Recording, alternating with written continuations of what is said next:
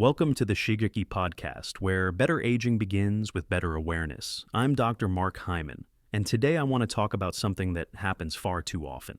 A patient walks into my clinic usually smiling. They sit down and say, "Doc, I feel great, but something strange happened last week." And then they tell me about it. A moment of blurry vision, a hand that suddenly felt weak, a sentence they couldn't quite finish. But then they always follow it up with the same phrase.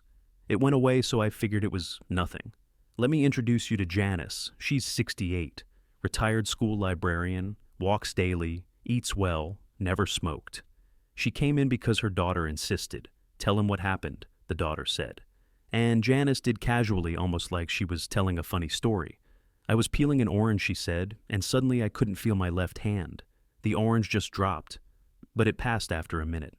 I thought maybe I slept wrong." Then a few days later, she was on a Zoom call with friends, and her words started jumbling. She couldn't find simple phrases. Again, it faded. She didn't tell anyone.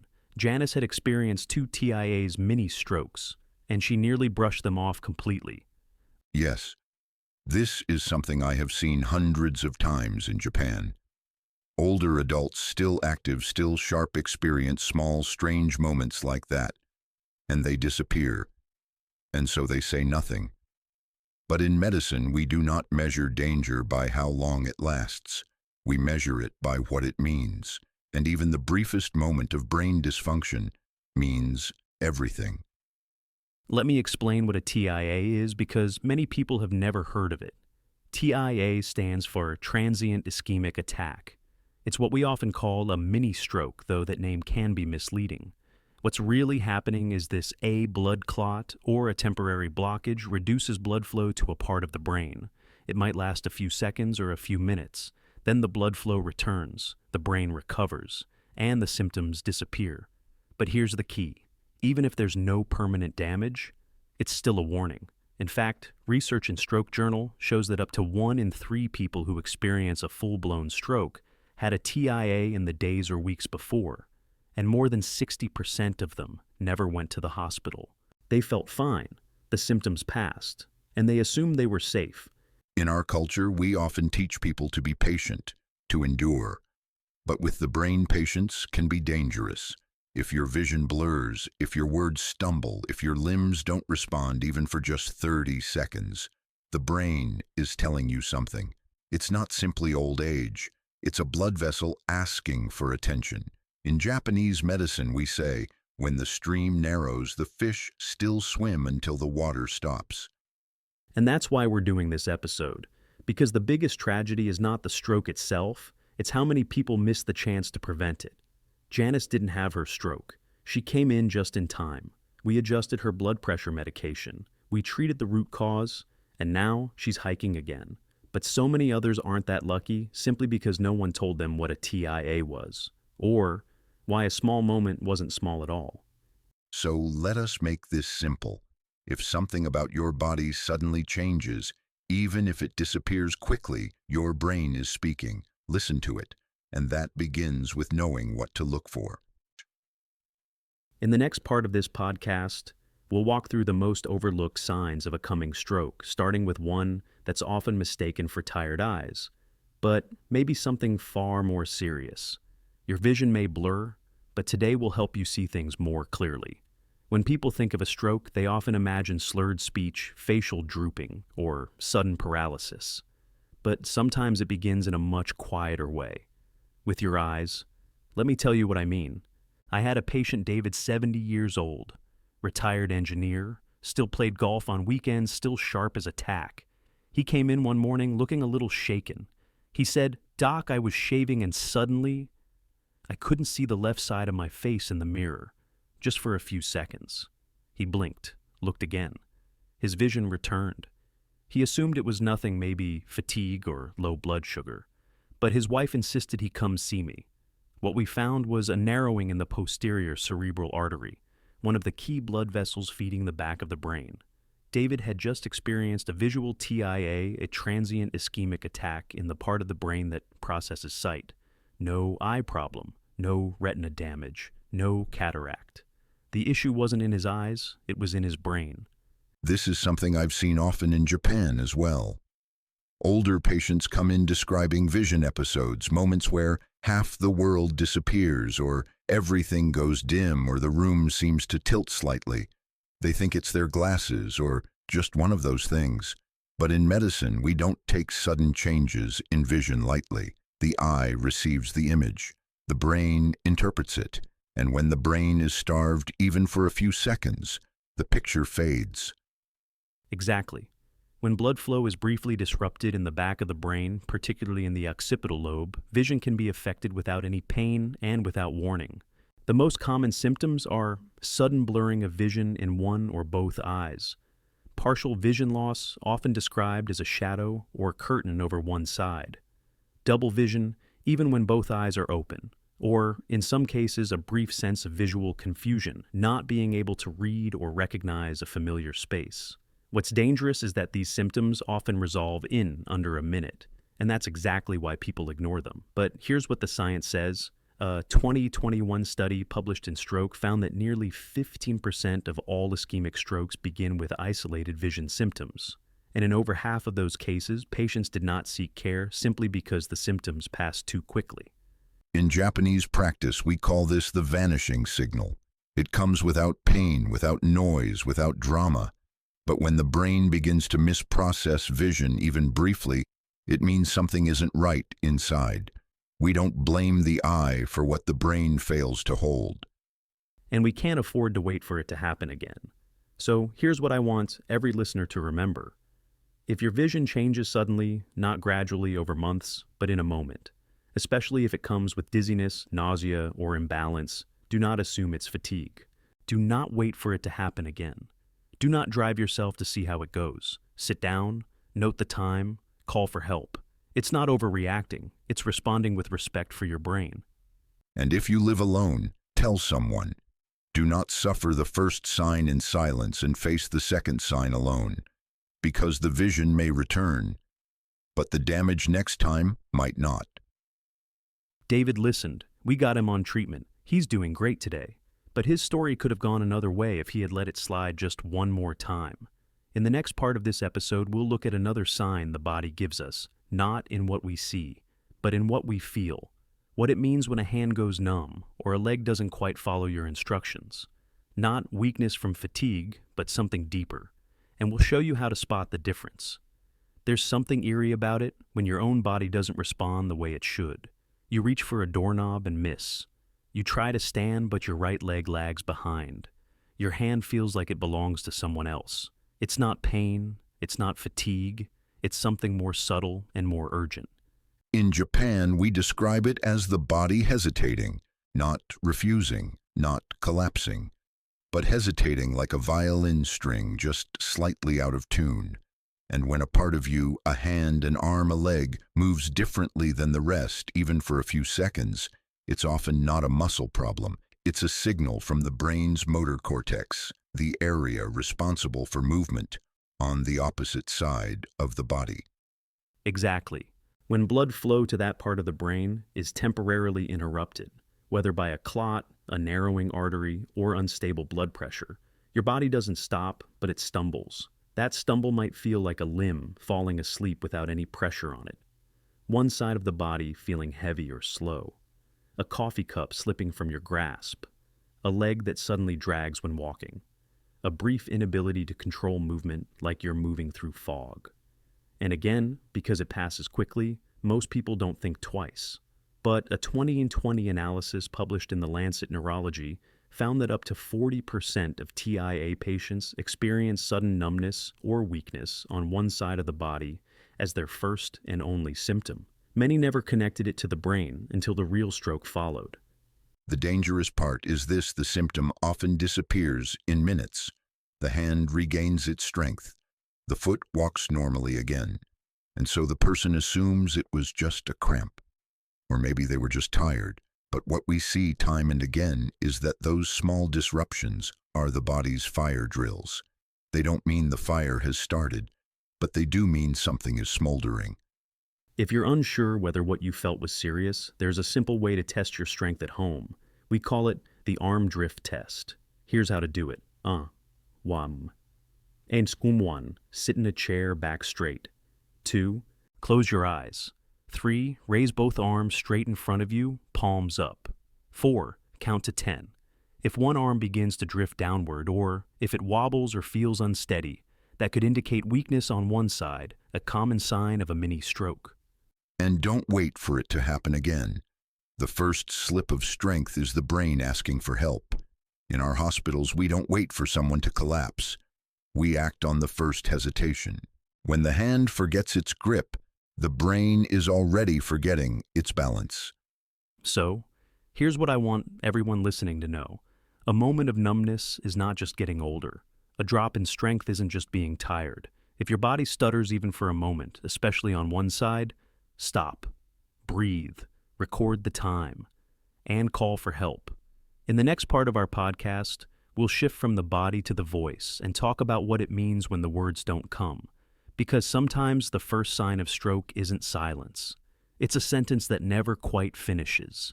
Have you ever opened your mouth to speak, but the words came out wrong? Maybe you meant to say coffee but said cookie. Or you couldn't find a simple word one you've used your whole life. Or you heard yourself talking and realized something didn't sound quite right. Now we all forget words sometimes. That's normal. But when speech suddenly slips, especially during a conversation you've had 1,000 times before, that's something else entirely. In Japan, we call this the broken sentence. It's not forgetting. It's losing control of rhythm of clarity of language itself. And this is one of the most commonly missed warning signs of stroke. It may sound like slurred speech, like your tongue is too heavy, mixing up words, speaking slower than normal, or too fast without control, or no sound at all, just blank confusion where a thought should be. These signs point to an issue in the language centers of the brain, mainly the Broca's area and Wernicke's area located in the left hemisphere. When blood flow to these regions is disrupted, and even for just a few seconds, speech can become scrambled or blocked. This isn't a memory problem, it's a circulation problem. And again, the danger is it passes. You try to speak, you stumble, you pause, then it clears. And you think, I'm just tired. But tiredness doesn't usually target your words. Let me offer a comparison. When the heart is in trouble, it may skip a beat. When the brain is in trouble, it may skip a sentence. It's not always dramatic. Some of my patients in Tokyo simply paused mid-thought and assumed they were distracted. But when it happens suddenly, and especially when it's accompanied by a weak hand or blurred vision, that's no coincidence. That is the neurology of a warning. There's a simple way to check for this at home. Try this. Repeat a basic phrase. Today is a sunny day. Or say your full name and address aloud. If the words don't come easily, if your speech is slurred, if you hear yourself and it sounds off, don't brush it aside. A 2019 review in JAMA Neurology found that language disturbance is present in nearly 20% of TIAs, often without any other physical symptom. In other words, it may be the only sign you get. And please don't wait to try again later. If your speech slips once, it may be your only window. When the voice wavers, the brain is already speaking in silence. So what can you do? Here's the same advice we give every patient. Note the time. Try to speak again in a quiet space. If the problem repeats, call for help immediately, especially if you've also had weakness imbalance or vision issues. Don't wait for someone else to notice. Don't try to power through it, because language is one of the brain's most delicate tools. And when it stumbles, you need to listen. In the next part of our conversation, we'll talk about something even more overlooked, the moment when your balance disappears and you don't know why. There's a moment, and some of you listening may know it, where you bend down to tie your shoe, and when you stand up, the room feels wrong. The floor tilts, the walls waver, your foot misses a step you were sure was there, and for a second, you're not dizzy. You're disoriented. Most people brush this off. Oh, I got up too fast. Must be an inner ear thing. Or the classic, I haven't eaten yet. But when balance fails without warning, and especially when you're not moving quickly or don't feel lightheaded, we need to stop and ask, what is your brainstem doing? It's not always vertigo. Sometimes it's the fourth sign your brain is struggling. Yes, in Japan, many older patients describe what they call floating legs. They say I was walking and suddenly my feet didn't feel like they touched the floor. Or I leaned sideways without meaning to. These are not normal signs of aging. They are signals from the cerebellum, the part of your brain responsible for balance, posture, and coordination. And when the blood supply to this area is disrupted, even for just a few minutes, the result is not just dizziness, it's a loss of grounding. That's such an important distinction. This isn't the spinning sensation of vertigo. It's not from the ears or the sinuses. This is neurologic imbalance. It feels different, more like your body no longer trusts itself, and it's more dangerous than people realize. According to a 2020 study in Frontiers in Neurology, over 25% of posterior circulation. Strokes in the back of the brain are initially misdiagnosed as benign dizziness or inner ear problems. Why? Because patients can walk. Because there's no pain. Because they recover after sitting down. But the truth is, the cerebellum and brainstem strokes are underdiagnosed and often devastating. When these strokes hit, they can affect not just balance, but also breathing, swallowing, and consciousness. And yet the early signs are so quiet: a step that slips, a sudden sway, a hand that can't stabilize a cup, or a moment where you feel like your body is leaning, but you're standing still. In traditional practice, we say, before the fall, the floor moves. It is the brain's whisper before the body collapses. If you're listening and thinking, well, I get dizzy all the time, let's clarify a few things. There are 3 warning signs that your balance issue might be stroke-related. 1, it comes on suddenly without movement or position. Change 2, it's one-sided. You feel like leaning in a single direction. 3, it's accompanied by any other sign. We've mentioned blurred vision, slurred speech, weakness. If you check even one of those boxes, don't wait. Do not lie down. Do not try to walk it off. Sit. Stay still. Call for help. We cannot emphasize this enough. Balance is not just physical, it is neurological. A cane won't help if the brain has lost its center. And the good news: if caught early, these strokes can often be reversed or prevented from progressing. But if the missed are busy, they're among the most dangerous. In our next section, we'll talk about what to do when you notice any of these signs. How to act quickly and wisely so that you protect your brain and your future. Because response time isn't just medical, it's personal. Now, let's talk about the moment that matters most. Not the symptom itself, but your response to it. Because what we've learned again and again is this: it's not just strokes that change lives, it's the time lost between the warning and the action. I've had patients feel a sudden weakness, lose vision, briefly forget a word, mid-sentence, and instead of telling someone, they took a nap. They waited to see if it would come back. They told themselves, it's probably nothing. And in some cases, that nap was the last time they stood up on their own. Yes, in Japan, I have heard this phrase more than I wish I didn't want to bother anyone. This is especially common among elders. They don't want to alarm their children. They don't want to go to the hospital for no reason. They hope it passes, and sometimes it does. But many times, it doesn't. And by the time help is called, the window has closed. So let's get clear, lovingly but firmly. If you notice sudden weakness or numbness on one side, sudden blurred or lost vision, sudden confusion or trouble speaking, sudden dizziness, imbalance, or inability to walk straight, here's what you need to do.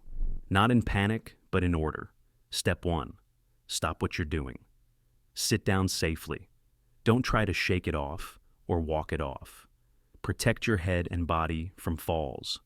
Step 2, note the time down to the minute. Why? Because stroke treatments like clot-busting medications, ATPA, are time-sensitive. They must be given within 3 to 4.5 hours of symptom onset. Every minute counts. Step 3, call emergency medical services immediately. Do not drive yourself. Do not ask a neighbor. Ambulances are trained to go to stroke-ready hospitals, saving crucial time. Step 4, tell the responders what happened and when. Even if the symptoms have passed, explain clearly, I lost vision for 30 seconds at 9:10 a.m. My left arm was weak for about a minute, starting at 7:45 a.m. That helps them determine if you're in the treatment window. Step 5, stay calm and don't minimize your experience. You are not overreacting. you are protecting your brain.